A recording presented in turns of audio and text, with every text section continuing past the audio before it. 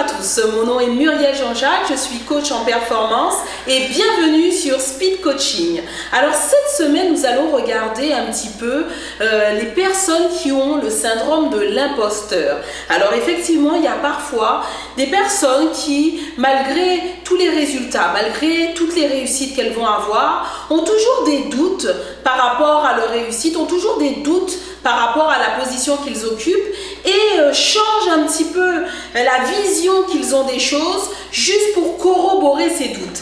Alors nous allons regarder ça aujourd'hui. Le syndrome de l'imposteur n'épargne personne, que vous soyez cadre, que vous soyez salarié, que vous soyez auto-entrepreneur, que vous soyez chef d'entreprise, ça peut vous atteindre. Alors peut-être que ça y est déjà pour certains qui se reconnaissent un petit peu parce que j'ai décrit. Vraiment cultiver des pensées dépréciatrices auxquelles on donne raison.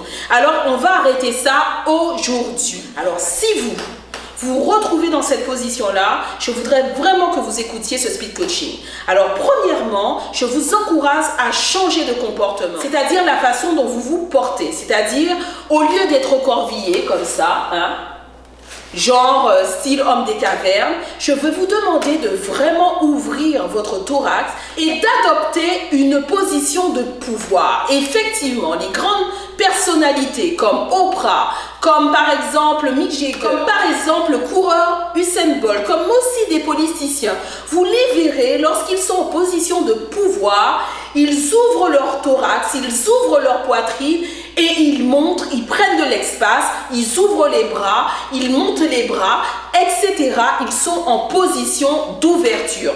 Alors, adoptez une position d'ouverture. Et d'ailleurs, le professeur Amy Cuddy a trouvé, en menant des études sur le comportement, que lorsqu'on adoptait ce type de comportement, notre testostérone remontait et le cortisol diminuait. Donc vous vous sentez mieux. La deuxième solution que vous pouvez adopter, c'est faire comme si.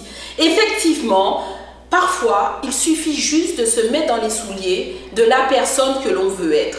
C'est-à-dire que si vous voulez être quelqu'un qui réussit, si vous voulez être une personne qui atteint ses objectifs, faites comme si vous êtes dans ses souliers. Alors, à quoi pense cette personne? C'est quoi son attitude? C'est quoi ses comportements? Comment elle va parler? Alors ça va faire toute une différence parce que en faisant comme si, vous allez changer votre façon d'être, vous allez changer la façon de voir les choses et penser différemment. Alors en faisant comme si, également vous pouvez modifier la façon dont vous abordez le problème et avancer vers vos objectifs. Comme d'habitude, les choses importantes se passent après la séance de speed coaching. Alors j'attends vos commentaires, bien notés, bien notés, bien notés. Envoyez-moi vos questions, envoyez-moi vos commentaires. On s'en reparle la semaine prochaine et je vous dis d'ici là, à bientôt. Bye bye.